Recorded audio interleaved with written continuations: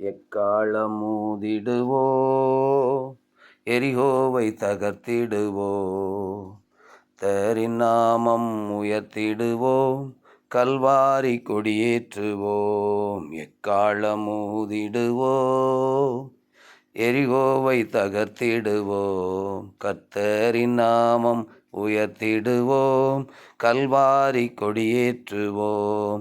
கிதியோன்களே எழும்பிடுங்கள் தீபங்களை ஏந்திடுங்கள். கிதியோன்களே எழும்பிடுங்கள் தீபங்களை ஏந்திடுங்கள். தெரு தெருவாய் முழங்கிடுங்கள் தெரு தெருவாய் முழங்கிடுங்கள். காளமூதிடுவோம் எரிகோவை தகர்த்திடுவோம் கர்த்தரின் நாமம் உயர்த்திடுவோம் கல்வாரி கொடியேற்றுவோம். எக்காளமூதிடுவோம் எரிகோவை தகர்த்திடுவோம் கர்த்தரின் நாமம் உயர்த்திடுவோம் கல்வாரி கொடியேற்றுவோம்.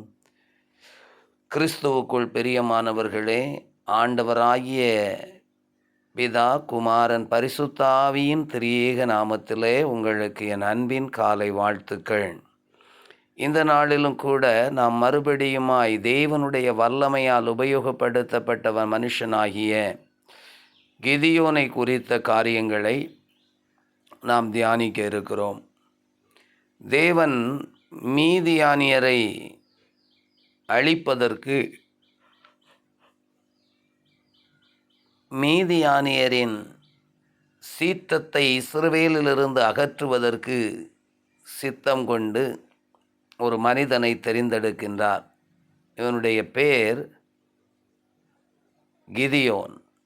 எனக்கு அன்பான தேவனுடைய பிள்ளைகளே, இந்த மனிதனை தேவன் தெரிந்தெடுத்து இவனோடு கூட இஸ்ரவேலின் மக்கள் எல்லாரும் ஒன்று சேரும்படி தேவன் செய்து இவனை தலைவனாக்குகிறார். இவன் தலைவனான போது ஒரு பெரிய கூட்டத்தை ஆயத்தப்படுத்துகின்றான். 30,000 பேரை யுத்தத்திற்கென்று ஆயத்தப்படுத்தி தெய்வ சமூகத்தில் நிற்கிறான். அப்பொழுது தேவன் அங்கே ஒரு காரியத்தை செய்கிறதை நாம் பார்க்க முடிகிறது. பயங்காளிகள், அச்சமுடையவர்கள், திகிலுள்ளவர்களை எல்லாம் வீட்டிற்கு போகச் சொல்லிவிடு என்று சொல்லி அனுப்புகிறார். அந்த சூழ்நிலையிலே அந்த 30,000 பேரிலே 3,000 பேரை தள்ளி மீதி எல்லாரும் போய்விட்டார்கள். இப்பொழுது ஆண்டவர் தண்ணீரிலே இறங்கி நாய்கள் நக்கி தண்ணீரை குடிப்பது போல மீதி இருக்கிறவர்களை தண்ணீரை குடிக்க சொல் என்று சொல்லி, யாரெல்லாம் அந்த நாய்கள் நக்குவது போல நக்கி தண்ணீர் குடிக்கிறார்களோ அவர்களை மாத்திரம் தெரிந்து கொள் என்று சொல்லுகிறார். அப்படி தெரிந்து கொண்டதில் 300 பேர்.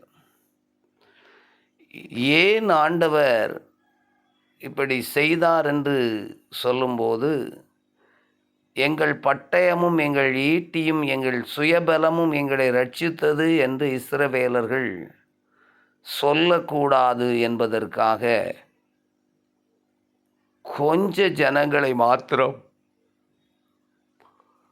தேவன் வேறு பிரித்து அவர்களை வல்லமையினால் நிரப்புகிறார். இங்கே அந்த 300 பேருடைய கையிலும் இருந்தது என்ன என்றால் பானை, தீவெட்டி. வேறொன்றும் அவருடைய கரத்தில் கிடையாது, ஆயுதங்கள் கிடையாது. எனக்கு அன்பான தேவனுடைய பிள்ளைகளே, ஆண்டவர் அந்த பானையையும் தீவெட்டியையும் இந்த 300 பேரும் எடுத்துக்கொண்டு கர்த்தரின் பட்டயம் கிதியோன் பட்டயம் என்று முழங்கினார்கள். நெருப்பை கொளுத்தி பானைக்குள் வைப்பதும் வெளியே எடுப்பதும், பானைக்குள் வைப்பதும் வெளியே எடுப்பதுமாக அவர்களுடைய அந்த காரியங்களை எதிரிகள் கண்டபோது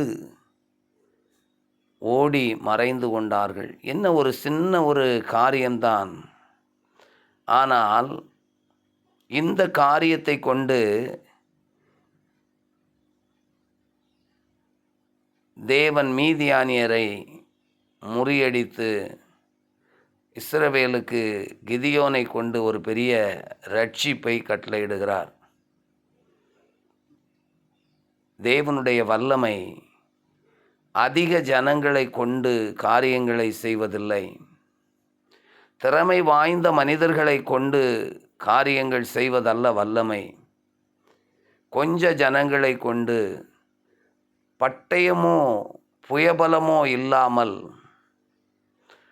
ஆயுதமே இல்லாமல் அதிசயமான ரட்சிப்பை மீதியானியர் கையிலிருந்து தேவன் இஸ்ரவேலுக்கு கொடுத்தார் என்றால் அது வல்லமை.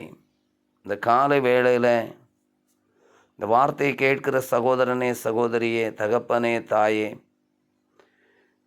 வாலிபனே, கன்னிகையே, சிறு பிள்ளைகளே, ஆண்டவர் உங்களுக்கு ரட்சிப்பை அருள்வதற்கு அவருடைய வல்லமையினால் நீங்கள் நிரப்பப்படும் போது நீங்கள் எளிதாய் சத்துருவை மேற்கொள்ளுவீர்கள். 1 யோவான் 4:4 சொல்கிறது, பிள்ளைகளே, நீங்கள் அவனை ஜெயித்தபடியினால் உங்களுக்கு எழுதுகிறேன். உலகத்தில் இருக்கிறவனிலும் உங்களில் இருக்கிறவர் பெரியவர். அந்த ஜனங்கள் 300 பேரும் முழக்கமிட்டார்கள், கர்த்தரின் பட்டயம், கிதியோன் பட்டயம் என்று சொல்லி. இன்றைக்கு உங்கள் கையில் இருக்கிற சின்ன பொருட்களை கொண்டு தேவன் வல்லமையான ரட்சிப்பை உங்கள் குடும்பத்தில் ஏற்படுத்த முடியும். உங்களுடைய ஜெபம் என்கிற ஆயுதத்தை கொண்டு, உபவாசம் என்கிற ஆயுதத்தை கொண்டு, தேவ வார்த்தை என்கிற பட்டயத்தை கொண்டு உங்களை சுற்றி நெருக்குகிற சத்துருக்களினிடத்தினின்று உங்களை விடுதலையாக்க முடியும். உங்களை ஆசீர்வதிக்க முடியும். உங்களை பாதுகாக்க முடியும் என கண்பான தேவனுடைய பிள்ளைகளே, அவர் பட்டயத்தினாலோ புயபலத்தினாலோ ரட்சிக்கிறவர் அல்ல. குதிரையின் பலத்தில் அவர் பிரியமாயிரார். படைவீரன் கால்களில் அவர் பிரியம் கொள்ளுகிறது இல்லை. ஹல்லேலூயா. ரக கதன சீத்துரு பௌடரியாங்கதோ ரெகா தரத பௌடரியா பதா தரிதன கடதன சிப்பட துருவி கபல ரெகபௌதிரியாங்குது ரோகுதிரல பௌடரியாந்தரலபா. தேவ பிள்ளைய உன்னை கத்தர் வல்லமையாய் எடுத்து ஆட்கொள்ள விரும்புகிறார். அவர் கரத்தில் ஒப்பு கொடுப்பாயா? கிதியோன் தன்னை தேவ கரத்தில் ஒப்பு கொடுத்தான். கர்த்தர் அவனுக்கு ஞானத்தை அருளினார். அந்த ஞானத்தாலே வல்லமையான ரட்சிப்பை உண்டாக்க முடிந்தது. காலவேளையில் உங்களுக்கும் அப்படிப்பட்ட கிருபையை தர வேண்டிக் கொள்ளுவோம். நேசிக்கிற நல்ல பிதாவை, பரிசுத்தமுள்ள தேவனே, கிதியோனுக்கு ஒரு அனந்த ஞானத்தை கொடுத்து, யுத்த ஆலோசனையை கொடுத்து, ஆண்டவரே, கொஞ்ச ஜனத்தை கொண்டு பெரிய ரட்சிப்பை உண்டாக்குவதற்கு கர்த்தர் அவனை பயன்படுத்தினீரே.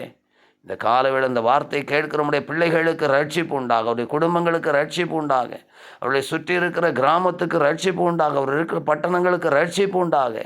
இந்த பிள்ளைகள் கையில் இருக்கிறதான சின்ன சின்ன தாளந்துகளை, சின்ன சின்ன ஆண்டவரே கிருபை வரங்களை, சின்ன சின்ன அபிஷேகத்தை பயன்படுத்துவீராக. பரிசுத்த ஆவியானவர் இந்த பிள்ளைகளை வல்லமைப்படுத்த வேண்டும் என்று ஜெபிக்கிறேன். இயேசு கிறிஸ்து மூலமாய் ஜெபங்கேழும் அன்பு நிறைந்த பரிசுத்தமுள்ள பரலோக பிதாவே, ஆமேன். மெய்யாகவே கர்த்தர் நம்முடைய ஜெபத்தை கேட்டார். நம்முடைய ஜெபத்தின் சத்தத்துக்கு செவி கொடுத்தார். நம்முடைய ஜெபத்தை தள்ளாமலும் தம்முடைய கிருபையை நம்மை விட்டு விலக்காமலும் இருக்கிற தேவனுக்கு ஸ்தோத்திரம் உண்டாவதாக. என் ஆத்துமாவே கர்த்தரை ஸ்தோத்திரி, என் முழு உள்ளமையுடைய பரிசுத்த நாமத்தை ஸ்தோத்திரி. என் ஆத்துமாவே கர்த்தரை ஸ்தோத்திரி, கர்த்தர் செய்த சகல உபகாரங்களை மறவாதே. ஆமேன். God bless you. கிறிஸ்துவுக்குள் பிரியமானவர்களே, நிச்சயம் இந்த வார்த்தைகள் உங்களை ஆசீர்வதித்திருக்கும், உங்களை வல்லமைப்படுத்தி இருக்கும் என்று நம்புகிறேன். தேவனுக்கே மகிமை உண்டாவதாக. God bless you.